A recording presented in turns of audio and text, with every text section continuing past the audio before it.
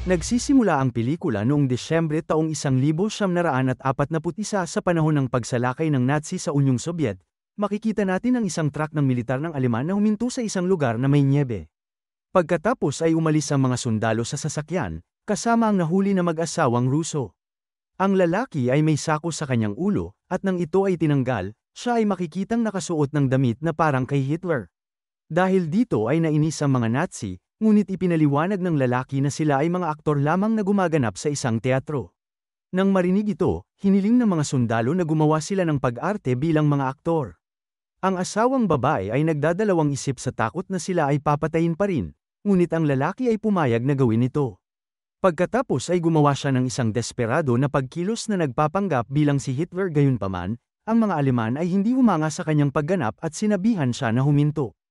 Pagkatapos ay inutusan ng komandante ang kanyang mga tauhan na patayin ang mag-asawa, ngunit sa sandaling ito ay biglang nagkaroon ng putok ng baril na ikinasawi ng lahat ng mga sundalong Aleman. Ilang sandali pa ay lumitaw ang misteryosong sniper na pumatay sa kanila. Lumalabas na ang lalaki ay isang Nazi hunter na kilala bilang si Red Ghost na sikat sa pagpatay sa libu-libong sundalong Aleman. Bilang resulta ay kasalukuyan siyang hinahabol ng mga kaaway na may malaking gantimpala na nakalagay sa kanyang ulo. Si Red Ghost pagkatapos ay sinimulang tanggalin ang mga badge ng mga namatay na sundalo, ninakaw niya ang ilan sa kanilang mga pagkain at ibinahagi pa ito sa babae. Ang mag-asawa ay nagpapasalamat sa kanya at tinanong ang kanyang pangalan, ngunit hindi niya sila pinansin at umalis na lang bigla. Sa sumunod na eksena, makikita natin ang isang grupo ng mga sundalong Sobyet na napahiwalay sa kanilang unit at sinusubukan na mahanap ang kanilang daan pabalik sa kabila ng pag-ulan ng nyebe. Kasama sa grupo ang pinuno ng squad na si Ded, at ang kanyang mga miyembro ng koponan na si Politruk, Kostya, Moriachuk, at isang babaeng nurse na nagngangalang Vera. Mayroon ding isang sugatan na lalaki na nagngangalang Kolya na binubuhat nila sa pamamagitan ng stretcher. Maya-maya ay nakakita si Ded at Kostya ng isang binatilyo na malapit ng mamatay dahil sa lamig. Ang pangalan ng lalaki ay Simpleton at sinubukan niyang ipaliwanag na isa rin siyang sundalong Sobyet. Pagkatapos ay sinuri ni Kostya ang kanyang Amerikana at walang nadiskubring armas o anumang kainahinala. Sa puntong ito ay malalaman natin na si Kostya ay may peklat sa kanyang isang mata at isa ring pipi. Bagamat naghihinala sila na si Simpleton ay isang espiya ng Aleman, nagpasya pa rin si Ded na isama siya. Habang nagpapatuloy sila, nagiging mas mahirap ang paglalakbay dahil nagsisimula ng bumagsak ang nyebe ng mas malakas. Pagkatapos ay dumaan sila sa mga bangkay ng mga nagyelo na sundalo at nagpasya na magpalipas ng gabi sa mga guho. Nang maglaon, nagtipon sila sa paligid ng isang apoy upang magpainit. Nagsisimulang mag-usap ang lahat maliban kay Simpleton, na pinapanood sila mula sa malayo. Si Kolya ay nagsimulang magbiro upang sumaya ang lahat, ngunit ilang sandali pa ay namatay siya dahil sa kanyang mga pinsala na ikinagulat ng lahat. Si Vera ay umiiyak at nagdadalamhati, kaya malinaw na si Kolya ay mahalaga sa kanya. Kinaumagahan, maraming Nazi ang dumating sa lugar kung saan pinatay ni Red Ghost ang kanilang mga sundalo. Habang nililinis nila ang lugar, tinatalakay nila kung paano niya pinatay ang 61 na Aleman sa loob lamang ng 2 buwan. Nang marinig ito, inutusan ng punong komandante si Kapitan Brun at ang kanyang assistant na si Klein na hanapin ang tao na ito sa lalong madaling panahon. Ang mga Sobyet sa kabilang banda ay nagpatuloy sa kanilang paglalakbay at hindi nagtagal ay nakarating sila sa isang maliit na bahay, lumilitaw na inabandona ito bilang resulta ng pag-atake ng Aleman. Pumunta muna si Moriachuk upang suriin ang loob, saka tinawag ang kanyang mga kasama pagkatapos matukoy na ito ay ligtas. Sa loob ay natuklasan niya ang isang mesa na may vodka at pagkain. Sinubukan niyang inumin ito, ngunit biglang nagpakita si Kostya at pinigilan siya. Nagdulot ito ng pagtatalo sa pagitan ng dalawa dahil si Moriachuk ay gusto nang uminom ng vodka, ngunit ang pinuno na si Ded ay lumapit at sinabi na ang mga ito ay may lason dahil ito ay isang bitag ng Aleman. Sumunod na pumasok ang iba sa grupo, at makikita natin na buntis si Vera. Ginalugad ni Ded at Politruk ang bahay at natuklasan ang mga naninirahan doon na pinatay sa likod. Pagkatapos ay nilagyan nila ang mga katawan ng isang kumot na natagpuan sa malapit. Sa isa pang eksena, makikita natin ang koponan ni Brun na nagmamaneho sa nyebe. Sinabi sa kanya ni Klein kung saan kumikilos si Red Ghost, kung ilang tao na ang kanyang napatay, at kung saang nayon nito nangyari. Gayunpaman, pinutol siya ni Brun sa pamamagitan ng pagtatanong kung gusto niya ang mga sauna. Sumagot si Klein na hindi niya ito gusto, ngunit ipinahihiwatig ni Brun na mas interesado siya sa sauna kaysa kay Red Ghost. Nang marinig ito, binanggit ni Klein na mayroong isang abandonadong nayon sa malapit na may isang mahusay na bathhouse. Tiniyak din niya kay Bron na malinaw ang sektor at walang mga kalaban. Pagbalik sa bahay, nagpasya si Ded na pumunta sila sa kalapit na nayon para sa pagkain at mga pangsindi. Hindi maganda ang pakiramdam ni Vera, kaya nagpasya siyang manatili doon kasama si Morichuk bilang kanyang bantay. Gayunpaman sa sandaling umalis ang iba, ang mga Aleman ay dumating sa parehong bahay. Nang makita sila ni Vera, mabilis siyang nagtago sa loob ng malaking kahon. Pagkatapos ay ipinakita ni Klein kay Bron ang may lason na pagkain sa mesa, ipinagmamalaki na ang kanyang ginawang ito ang matagumpay na nakapatay ng maraming Ruso. Samantala, naabutan ni Morichuk ang kanyang mga kasama na hindi pa masyadong nakakalayo. Ipinaalam niya sa kanila na ang mga Aleman ay dumating sa bukid, at si Vera ay nasa panganib. Sinuntok siya ni Politruk sa mukha at pinagalitan dahil sa pag-iwan sa babae. Gayunpaman, sinabi ni Morichuk na lumabas siya upang umihi nang makita niya ang mga Aleman, at siya ay tumakas dahil hindi niya kayang makipaglaban sa mga ito ng mag-isa. Napipilitan na ngayon ng grupo na gumawa ng plano para iligtas si Vera. Bumalik sila dala ang kanilang mga rifle at binantayan ang mga Aleman kung sakaling umalis sila. Pagbalik sa bahay, naghanda ang mga sundalo ng pampaligo ni Bron. Nagsimula silang makipaglaro sa isang baboy, ngunit hindi nagtagal ay lumitaw si Bron at pinatay ang hayop. Inutusan niya silang huwag paglaruan ang kanilang pagkain at maging mas seryoso. Samantala, tahimik silang pinagmamasdan ni Vera mula sa kanyang pinagtataguan. Sa ibang lugar, nakipag-usap si Simpleton kay Ded at nagtatanong kung ano ang problema sa mata ni Kostya. Inihayag ng pinuno na matagal na ang nakakalipas, nagnakaw si Kostya ng isang mansanas mula sa kanyang hardin. Nagpaputok si Ded sa langit para matakot siya, ngunit nadulas ang lalaki at tinamaan ng sanga ang kanyang mata. Inamin ni Ded na nagsisisi pa rin siya sa insidente. Sa kabilang banda, binalaan ni Klein si Bron na huwag pumunta sa banyo dahil malapit na si Red Ghost. Ikinagalit ito ng kapitan at sinimulan na pag-alitan ang kanyang nasasakupan. Samantala, narinig ng isa pang sundalo na nagngangalang Gunther ang mga galaw ni Vera sa loob ng kahon. Pagkatapos ay binuksan niya ang kahon at laking gulat niya nang makita siya sa loob. Sinubukan niya siyang protektahan at umalis ng tahimik ngunit may napansin si Bron na kakaiba at tinanong siya kung ano ang nangyari.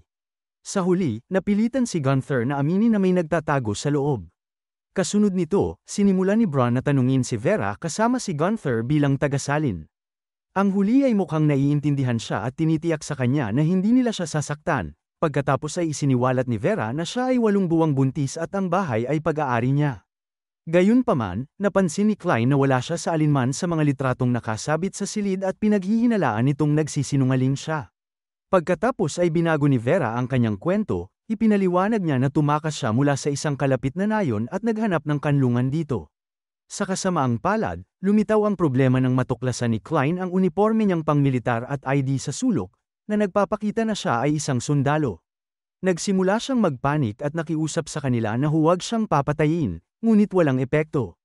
Sinimulan siyang bugbugin ni Klein, dahilan para tumakbo si Gunther sa labas at nagsuka. Maya-maya ay pinalabas ni Klein ang maraming sugat at nakayapak na si Vera, kaya ang mga sundalong Sobyet na nagmamasid sa bahay mula sa malayo ay natakot. Ipinahayag ni Ded na hindi na maliligtas si Vera at kailangan na nilang umalis. Gayunpaman, biglang sumulong si Simpleton at gumapang sa front perimeter trench. Napansin ito ni Morichuk kaya sinundan din siya, pagkatapos ay madali nilang pinatay ang 3 gwardyang Aleman.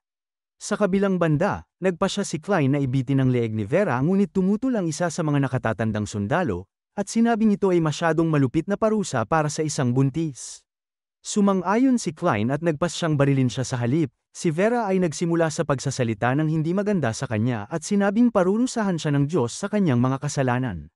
Nang isalin ni Gunther ang kanyang mga salita, nag-alinlangan na si Klein na patayin siya. Ibinigay niya ang baril kay Gunther, sinabing mayroon siyang 2 minuto para patayin ang babae. Sa sandaling ito ay may bumaril sa ulo ng sundalo at pinatay ito. Dumating na pala si Red Ghost at naghagis siya ng ilang granada sa bahay. Sinamantala ni Vera ang pagkakataong ito para tumakas papunta sa bakod. Sinimulan din ng mga sundalong Sobyet ang pag-atake sa mga Aleman at sa tulong ni Red Ghost ay pinamamahalaan nilang patayin ang karamihan sa mga Nazi. Samantala, si Bron na nasa banyo ay tumakbong nakahubad at naghahanap ng pagtataguan.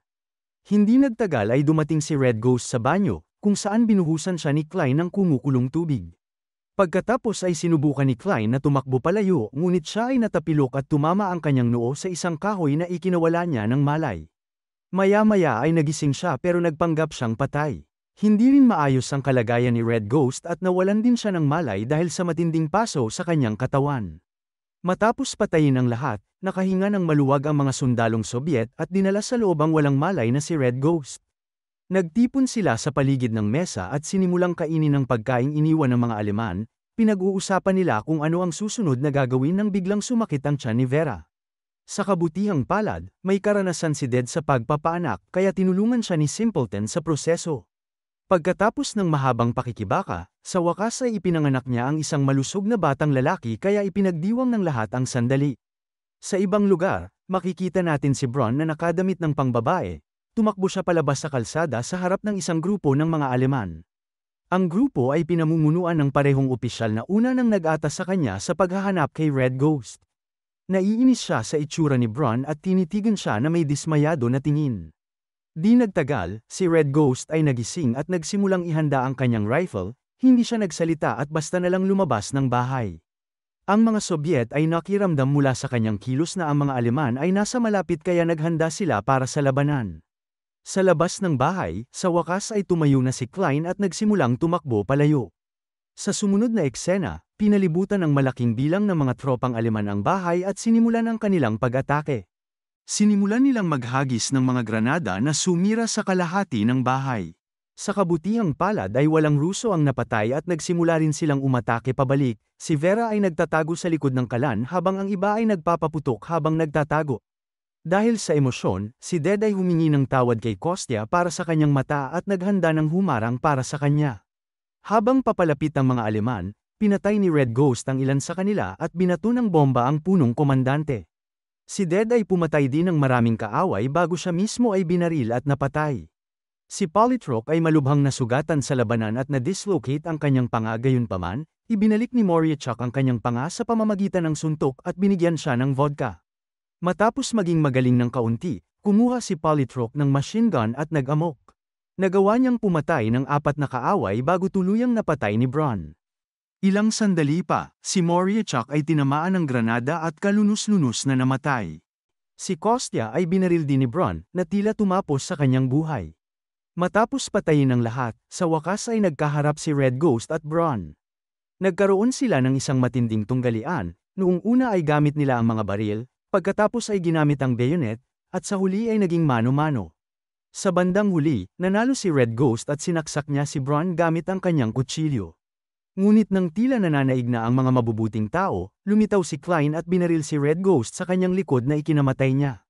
Pagkatapos ay pinatay ang sundalong Aleman ng isang misteryosong sniper mula sa malayo, ito pala sina Vera at Simpleton na nakaligtas kasama ang sanggol. Sa susunod na eksena, makikita natin ang parehong aktor na mag-asawa mula sa simula ng pelikula. Nahuli ng isa pang grupong Aleman ang lalaki at binubugbog ito sa harap ng maraming tao. Naroon din ang kanyang asawa, at walang magawa itong nanunood sa gilid. Pagkatapos ay inanunsyo ng opisyal ng Aleman na ang sinumang nakakita kay Red Ghost ay kailangang lumapit, kung hindi, ang lalaki ay papatayin. Nang walang sumasagot, dinampot niya ang isang bata at nagbanta na babarilin niya ito. Nang makita ito, sa wakas ay nagsalita ang aktor at inilarawan niya kung paano siya iniligtas ni Red Ghost at pinatay ang mga Aleman ilang araw na ang nakakaraan. Hindi siya natakot sa pagkakataong ito at nagsimulang nagsalita ng hindi maganda sa mga Aleman. Nang marinig ito ay nagalit ang opisyal ng Nazi at inutusan ang kanyang mga sundalo na patayin siya gayunpaman, binaril ng isang sniper ang komandante at ilang iba pang mga Aleman na pinatay sila kaagad. Sinalakay din ng aktor at ng kanyang asawa ang ilang Aleman gamit ang kanilang mga kamay at pinatay sila. Kasunod nito, kinapkapan ng sniper ang mga patay, kinuha ang kanilang mga badge, at nagnakaw ng anumang pagkain o armas. Tiningnan siya ng aktor at napagtanto na ibang tao siya, ngunit nananatili siyang tahimik. Sa pagtatapos ng pelikula, malalaman natin na ang lalaking ito ay si Kostya pala na nakaligtas at gumanap bilang si Red Ghost. Salamat sa panunood. Para lagi kayong updated sa susunod na kwento, mag-subscribe at siguraduhin na naka-on ang notification bell. Ingat!